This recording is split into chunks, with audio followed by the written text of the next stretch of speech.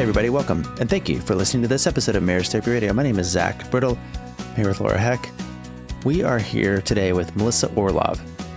Melissa literally wrote the book on ADHD and marriage. This is a topic that's been coming into my office more and more and more. This conversation is amazing in the sense that Melissa offers new and essential insights into how to manage this diagnosis within the context of a relationship.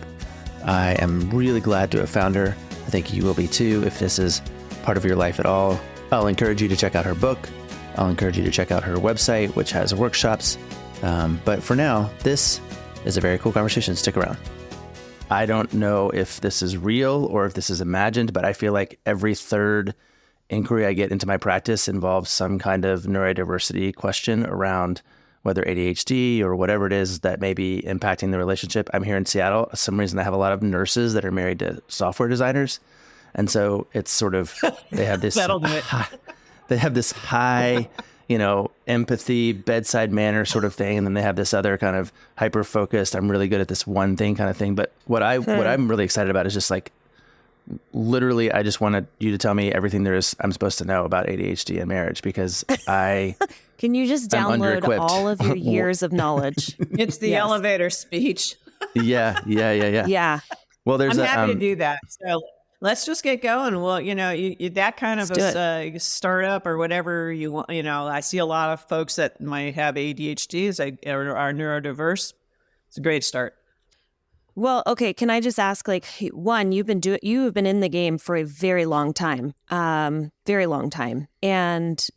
I'm wondering, why were you compelled to start working with individuals, with couples, way back when in the early 2000s, if I remember correctly from my research? But why did you get started? Because my ex has ADHD. Yeah, I actually started. Yeah. But I also started, I actually, my previous life, I did marketing, and I was doing marketing for Ned Hallowell and John Rady, who are two of the top ADHD experts in the country. They were at that time giving online seminars before it was popular to do so to support professionals who wanted to learn about this because it just simply wasn't taught in the programs for licensure and stuff. And so people who wanted, had to come do it another way. So I was helping him get the news out about this and get people going. And Hallowell, she's in Seattle now, isn't she? The Hallowell Todaro Center is here. The Hallowell Todaro Center, that's Leslie Todaro, who runs the whole West Coast operation. Ned Hallowell and John Rady are the authors of many, many books about ADHD, including Driven to Distraction, which is one of the great classics that came out in, I think, 95, and then Delivered from Distraction, which was about adult ADHD. That's 2005. And so they were right in the heart of this and really the top experts in this field. So I started helping them, and then I thought, well, okay, I was applying what I was learning that the professionals were also learning to my own relationship, and good things happened. And I thought, oh, okay, maybe some other people would benefit from this. So I just started blogging about it, and the blog absolutely took off. And it got to be so big that I thought, well, nobody can find any information on this. And so I wrote a book, and the book also took off. It got reviewed by the New York Times. People, Tara Parker Pope, and it took off. And so that sort of launched something that I didn't actually plan to go into this. I just thought, oh, well, I'll share this information with a few people. And then it was so necessary. And there's a huge need for assistance in this. And ADHD plays a big role in relationships. And so that's what I've spent my time doing. It's been wonderful. I really love the work. I actually want to talk about two separate things because they are, right? ADHD is its own thing. And ADHD in a marriage is a second thing. And how do you understand or define, or how do you orient people? What is the elevator speech that you offer anyone in terms of trying to understand what exactly is ADHD and how does it show up, or what is its impact on the person? Never mind yet quite the relationships, but how do you understand it? Well, so the things that define ADHD are spelled out in terms of what the symptoms are. So The primary symptom of adult ADHD is chronic distractibility. That means that your attention is drawn to whatever is immediate or feels urgent or is interesting or rewarding. And so your attention sort of bops all over. Also difficulty planning and organizing. So you might promise or, genuinely think you're going to do something and then you have trouble actually getting to it. Time management issues is a big issue for people who have ADHD. They lose track of time or they misestimate how long it's going to take them to do something. There are memory issues, particularly working memory issues, holding multiple things in your brain at the same time in order to manipulate them. And then there's emotional dysregulation, very big emotions very quickly. That can include the negative emotions like anger or rage, or it can also include overwhelm or anxiety. As well as, being really excited about something and really pursuing it and focusing on it intensely. And so ADHD and sometimes it includes impulsivity and hyperactivity. So there are sort of a number of different symptoms, but the bottom line is that it has a huge impact on the people who have it across literally all areas of their lives. And so as they become adults and they have more and more tasks and things that they have to take care of in order to have a job, hold a job, have a family, have a home, all of that stuff, it becomes more and more onerous. And it's really very difficult. The statistics on the relationships, the primary relationships that people with ADHD have, is that close to 60% of those relationships are what's called maladjusted. They're struggling. And so that's why people who work in marital therapy run into a lot of people with ADHD, even though since many professionals are not really trained in the area, they may not realize that that's what's going on. So it's a really critical marital or partnership problem for adults that is really just coming to the forefront now. When you were talking about a lot of the symptoms, the first thing that came to mind is how is it impacting the relationship? And because Zach and I both have the framework or the background of Dr. Gottman's work, that's what we're both clinically trained in. I think about the trust system and the bidding system and how that is just kind of really lacking, which is I reach for you. And that's a little bit of emotion-focused therapy. Zach, Sue Johnson. Thank you, Sue Johnson's work. Of will you be there for me? So when I reach for you, you're not there. And so I'm just wondering, where else is it impact? Where else are you finding in relationships that there's a massive impact when one or both partners, gosh, I can't even imagine both partners having ADD and trying to make that work. That seems like that would be quite the maladjusted relationship. So I'll pass it over of how does this impact the relationship? That's my long-winded question. It impacts it in a huge number of ways. So first of all, most adults who have ADHD do not realize that they have it. The current estimate is about 80% of adults who have ADHD are unaware of it. And so you have all of these symptoms, but you don't know what's going on. You don't have a name for it. And so you haven't been addressing it. So they're just sort of stomping around in your life. And that creates problems because, among other things, you misinterpret things. So the other partner, for example, if you have ADHD and you're chronically distracted, in the case of ADHD, what that means is you are not paying much attention to your partner. Once you get, there's a courtship phase, which is extremely hyper-focused because courtship has lots of extra dopamine. And ADHD is actually about the neurochemistry of the brain, including low levels of dopamine. So when you have the infatuation, it covers up the ADHD. And so you go through this intense courtship phase, and then it drops off because that goes away. Yes. And then you're going like, what happened? I have no idea. And so there's this period of confusion and resentment and, wondering. But if your partner's chronically distracted and you don't know about the ADHD, you're likely to think, oh, my partner doesn't love me anymore, or my partner is angry at me, or whatever. And you misinterpret. And you go back and you start to say, don't you love me anymore? Of course I love you. There are these conversations. And then you pursue because your partner has this chronic distraction. It doesn't go away because you ask your partner to pay more attention to you. It's part of how their brain is working unless they're managing their ADHD actively.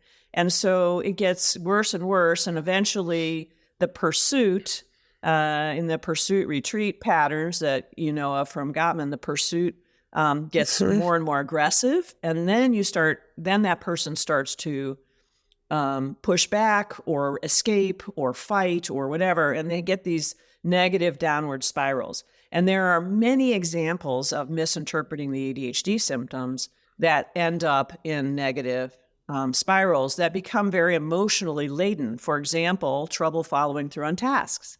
If you cannot follow through on tasks, you make the promise, you absolutely mean, yes, of course I'm going to do X, and then the symptoms get in the way and you don't do X, and it happens again and again and again, and you have conversations about it with your partner, and you go, I really feel badly about this, and there's a lot of shame issues, which I'll get to in a moment. And then the partner starts to go, well, my partner must not care about me because they keep promising and then not doing this stuff.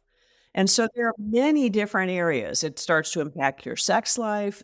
It certainly impacts trust, right? Because the very first part of Gottman's trust equation is transparency.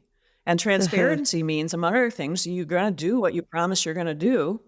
And that the symptoms interfere with that. And the misinterpretation is, oh, my partner doesn't actually really care about me. It's very injurious to the relationship. In the spirit of self-care, today's sponsor, OneSkin, is here to help you simplify your skincare regimen. It was founded by 4 PhDs dedicated to skin longevity. OneSkin proves that you don't need a complicated routine to achieve better skin. Their topical supplements make it easy to help your skin stay longer and healthier without all of the extra steps. So what is their secret? OneSkin's proprietary OS1 peptide. So it's the first ingredient scientifically proven to reduce the buildup of senescent cells. Don't worry, I'm going to tell you about what those are. They are these notorious zombie cells that contribute to skin aging. So fewer zombie cells means healthier, younger looking skin with fewer lines, wrinkles, reduced age spots, and a stronger natural barrier. Something that's really important this time of year. So let me just pause for a second because I keep reading all about these zombie cells. They're popping up everywhere, including this book I'm reading right now called Outlive. So with age, cells experience senescence. It's a state where your cells just stop growing, but they continue to release this inflammatory, tissue-degrading molecules. So when a person is young, the immune system responds and they eliminate these senescent cells, often referred to as zombie cells. But with age, these senescent cells, they stick around in our body and they begin to wreak havoc, including our skin, because our skin is the largest organ in the body. So as you can imagine, the buildup of all of these stale, stubborn cells, it looks like, that's right, aging. This is revolutionary, y'all. It's a product that's proven to actually reduce the buildup. OneSkin is more than just skincare, it's skin longevity. It's targeting the root causes of aging to help you look and feel your best at every age. So all of you get to get started today with 15% off using our code MTR at oneskin.co. It's C-O. That's 15% off at OneSkin, O-N-E, skin.co. with code MTR. So after your purchase, they're going to ask you, where did you hear about them? So please support our show. Let them know that Marriage Therapy Radio sent you. It's time to expect more from your skincare routine. So invest in your health of your skin with OneSkin. You said something that I actually was sort of tucked in there a little bit, and it maybe was along the lines of, unless the ADHD is actively managed. I feel like sometimes I tell people who asking me about this coming into couples therapy, like, can you help me with this? And I'm like, well, kind of. It depends really on whether or not you're doing the work of addressing the ADHD itself, and I wonder if is that sound advice? Is that what I should be saying to people, and what does that even mean? Yeah, absolutely. So with any couples work, period, both people have to be engaged with it. But when you don't know about the ADHD, by the time they get to your office, they're probably really struggling. And one of the impacts, if you say, hey, maybe we should investigate ADHD here, the ADHD partner may feel as if you're looking to label them in order to be able to blame them for all the things that have been going on. And they don't want to take that on. And so they can be pretty resistant. Other people are like, oh my God, yay, there's finally an explanation. That's great. So it's a sensitive topic. And what I find is it's really important for people to get educated about what ADHD is, how it's part of the neurochemistry of the brain, how these are a set of symptoms. It isn't representative. It's not personal. It's not representative of how you feel about each other. It is actually about the fact that this is the way this brain works. This is a neurodiverse relationship. And you are much more different from each other than you think you are. So you think you know what your partner's motivations are, for example, based upon your own motivations. And that's not actually at all how it works in a neurodiverse relationship. And there are things that go on for people who have ADHD that are completely foreign to people who don't. For example, there's research recently that says that kids who have ADHD get 20,000 incremental critiques by the time they're 12, right? So if you think about that, that is growing up in an atmosphere where the people who are interacting with you at that age are your parents, your coaches, your teachers, your friends, people who are supposed to be on your side. And essentially the message that you're getting is you do stuff wrong and you're not very good at it. And these people come away. Adults with ADHD tend to have deep wells of shame or low self-esteem or whatever, and they bring that to their relationships. So they're very sensitive to anything that's perceived to be a critique. And so if you say to them, well, perhaps ADHD is part of the issue here, and they're not completely on board with it, there's conversation that has to happen there about how it's really good news to know that ADHD is in your relationship and that you can manage it. It's one of the most manageable issues there is out there in the mental health field. And but it's definitely not just about taking medication. First of all, I have to just say my mind is blown. You have thrown some things at me that have just absolutely transformed the way I think about people in my life, couples that I'm seeing. I'm wondering, what is the role of the partner who is, we were not mentioning that. But I'm also wondering, what is the role of the partner? I'm imagining, you just mentioned one thing, which is educating yourself and understanding, like not having certainty of what your partner's brain is like, what they're thinking, what their assumptions are. But also, what are you teaching when you're working with couples, the non-neurodiverse client or person in the relationship? What's their role? Well, so the neurotypical partner, so one of the things that happens is the symptoms are defined by the fact that you have ADHD.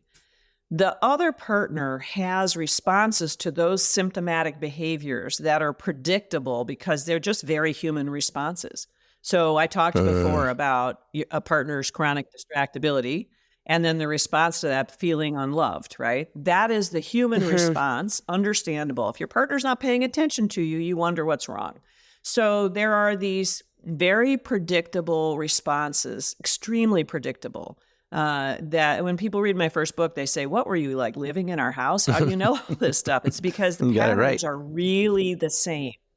And so you have to, educate both partners about what's going on. But one of the most common patterns is something that I call parent-child dynamics. So it's a little bit like the pursuer retreat thing for Gottman, but I call it parent-child because it really takes that kind of format. You have a manager, parental person in the relationship who feels that they must take care of everything because the other partner is unreliable and the life feels chaotic. And so they're trying to wrap their arms around it and control it. And that becomes sort of a parental role and eventually can become emotionally abusive. Then you have this underperforming because of the ADHD symptoms that aren't being managed, this underperforming childlike, lower status person in the relationship. And they do eventually over time things like become defiant or escape or try to move out of what feels very uncomfortable to them around these interactions, around everyday life. So one of the things that I talk to and always talk to non-ADHD partners about is let's look at the relative status, this parent-child dynamic, and let's get each person responsible for fixing their part of that dynamic. If you're a person with ADHD and you say, look, I don't want to take responsibility, make me a list, I'll just do whatever, that's childlike behavior. If you say, if the other person is like, you must do this, why didn't you do that? I'm going to follow up on your deadlines. You're never reliable. That's parenting behavior. Both partners have to really own it and start to take it on. And so I work a lot when I first start with a couple on that kind of interaction. Wow.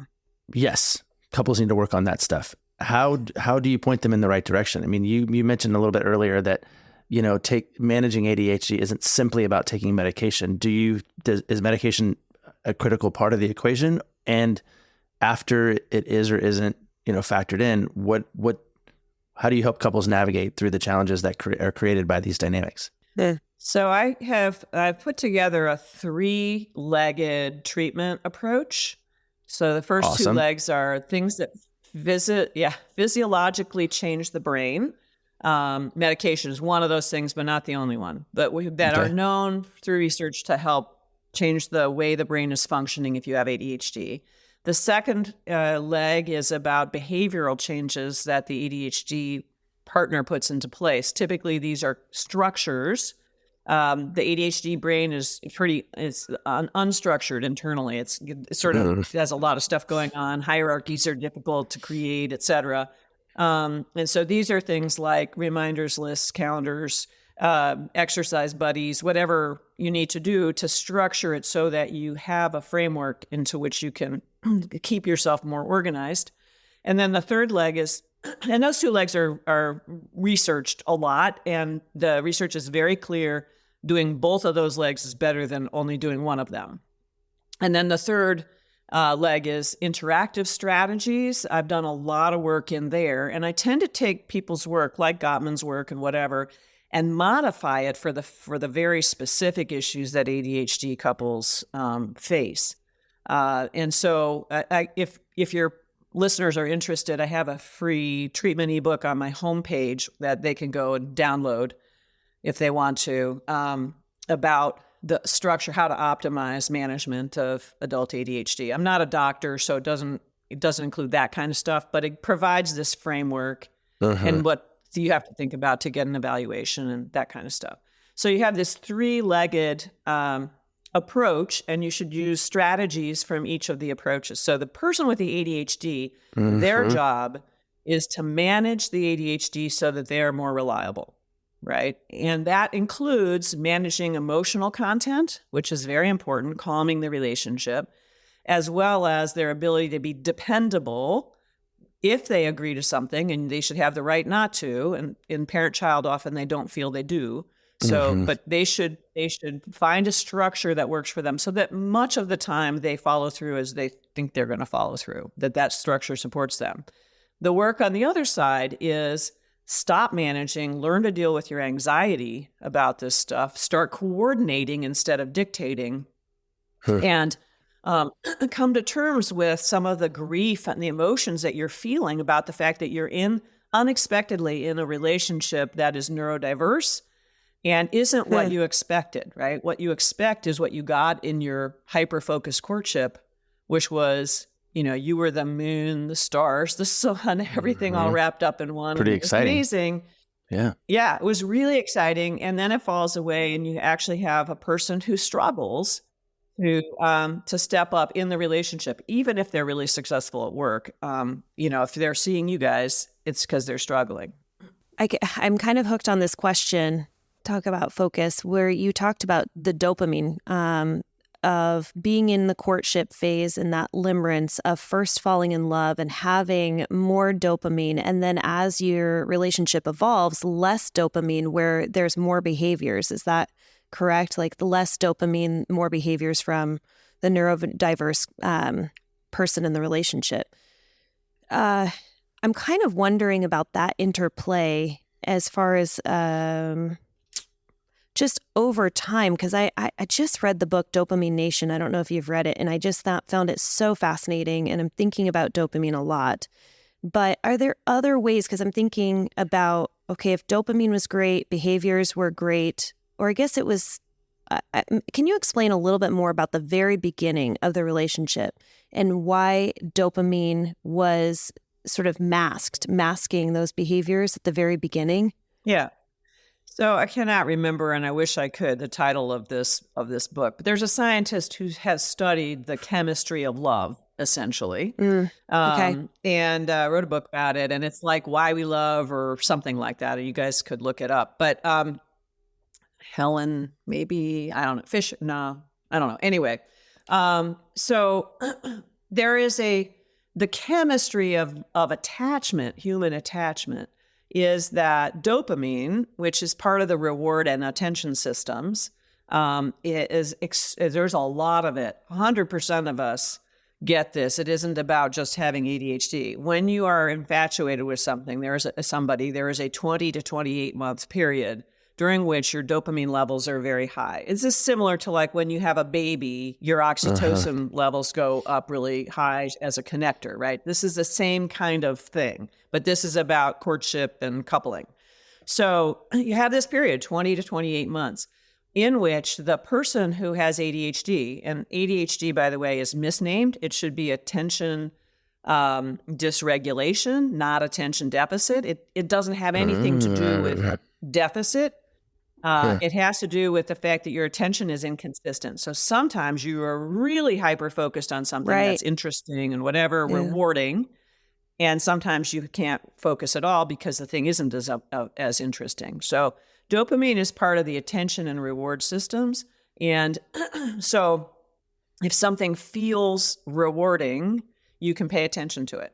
So the extra dopamine that you get, it means that the person is hyper-focused on you. That's why I call it hyper-focused courtship.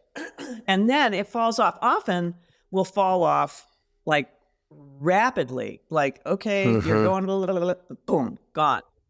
And it's a shock to the relationship. And lots of times, it feels so good that lots of times these couples get partnered up or married before they get to the end of that 20 to 28 month period. And so this is a shocking thing. And then they get into the sort of everydays of life. So if you have low levels of dopamine, the medications for ADHD address low levels of dopamine, among other things. And so that's why they work, because they bring the levels of dopamine back up, either by inhibiting the removal of dopamine or by adding the production of dopamine.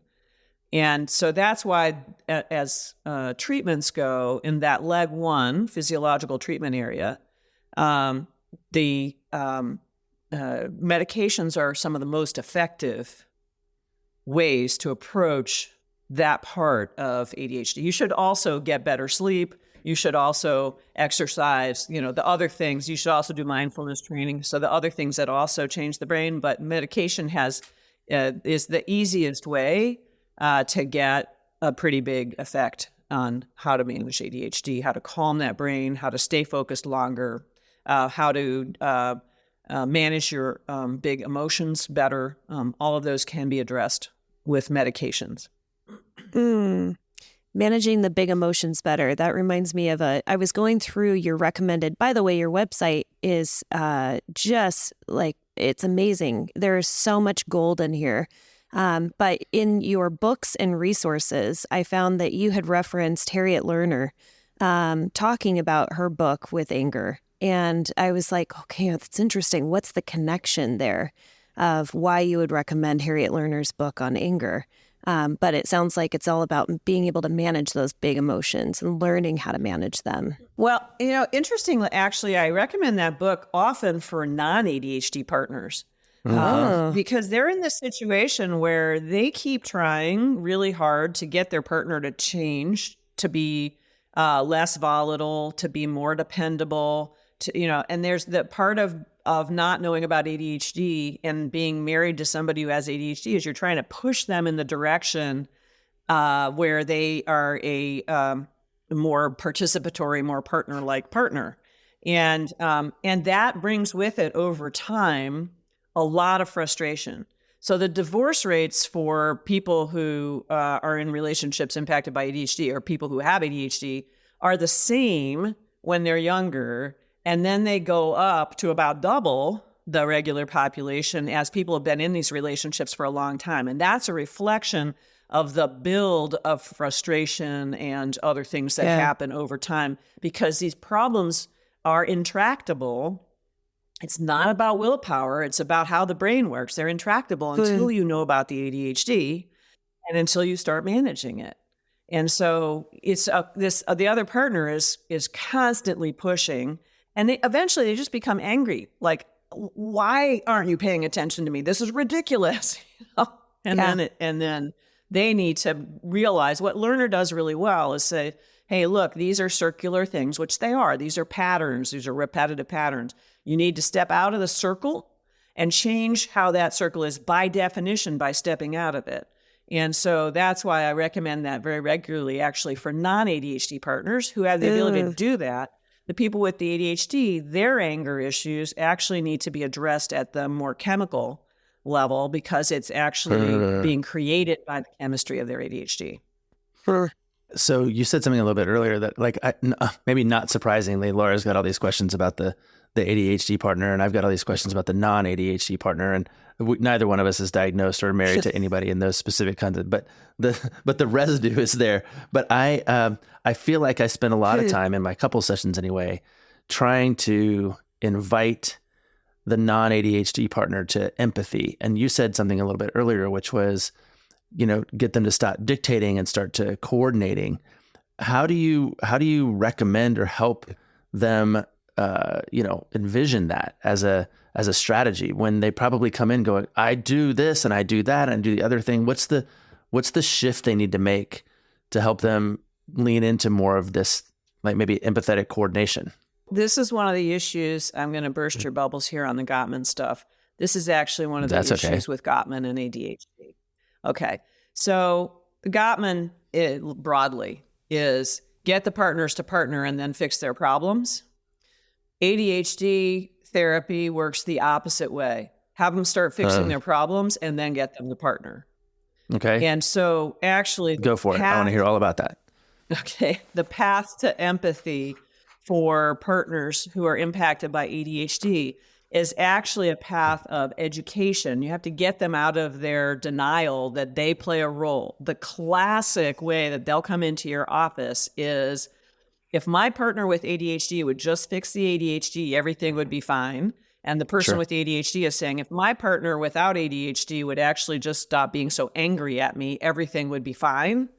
And what that means is neither one is taking full responsibility for their own input into the relationship. My challenge when I start with somebody is make sure they understand everything they need to know about ADHD, which is why one of the reasons why I give this couples seminar and why I've been writing books and all of that, and get them to the point where they say, aha, I actually need to focus on my stuff, do my stuff, and stop blaming my partner. And then at that point, you can start doing the work, which is all of the strategies to put the structures in place to start to lessen that parenting behaviors, whatever. And it sort of goes side by side. They can't wait for each other, but you're able to let go of some of the parenting behaviors more easily if the ADHD partner has actively said, yes, I am willing to engage with the fact that I have ADHD and start to work to manage it better. And here are the arenas, and here's how I'm doing it. I'm working with a counselor or a coach or whatever, and I'm putting a schedule in place. I'm doing this and that. And then there's some hope for that non-ADHD partner that things will actually change. It's almost impossible to get somebody to be empathetic towards, you can get them to understand intellectually, yeah, they have ADHD, this isn't as personal as I thought it was, but it's really hard to make their days better if there's no hope whatsoever of anything changing because their partner is still escaping them, is defiant, is deciding they don't have anything to do with this, that it's all about them. Nothing's going to change for them. So the first challenge is to get them both on board with saying, oh, I need to put my best version of myself into this relationship. Start making the changes on both sides. And then you can do the work of connecting them, but not before, because there's just too many repetitive injuries going on every single day. Here's one of the questions. We had Ari Tuckman on, and this was quite a while ago, years ago, but he came on to talk about, I believe this book is ADD or ADHD After Dark, talking about the role of sex in these relationships. Can you speak a little bit to sex and intimacy and how these relationships may be impacted? Yeah, I like Ari, and I actually helped him design that research. So we know each other pretty well. Cool.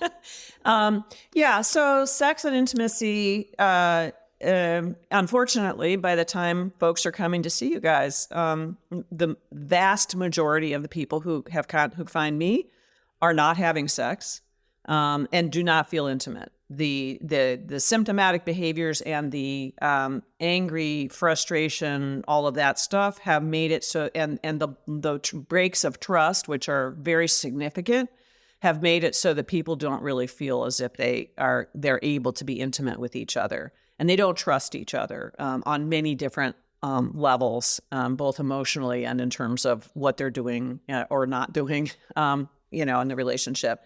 So that is something that once both people are bought into the idea that they themselves can in fact create change on their side, and they are only responsible for their own work, and need to, so a lot of the work that I do around this parent-child dynamic has to do with boundaries.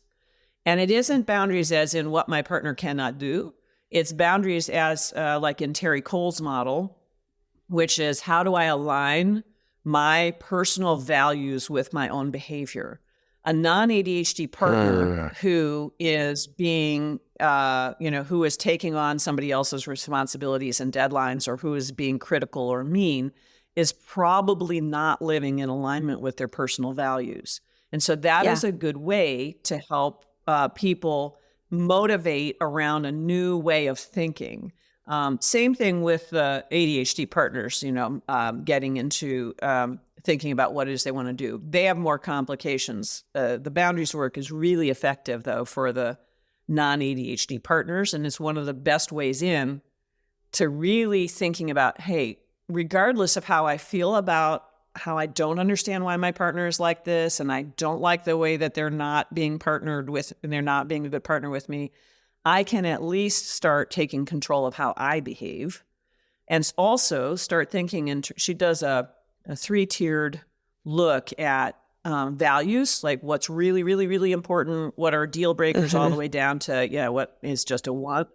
And it helps people in neurodiverse relationships take a look at what it is that is really important to them that they absolutely positively have to pursue, both for themselves and with their partner, and what they can let go of. There's a lot of stuff like how the kitchen is cleaned up, or whether there are papers on the countertop or whatever, which are actually major sources of strife when people don't have a sense of what their own dimensions of their own values are. And once they actually overtly take a look at that, they can go, that's not as important as this other thing.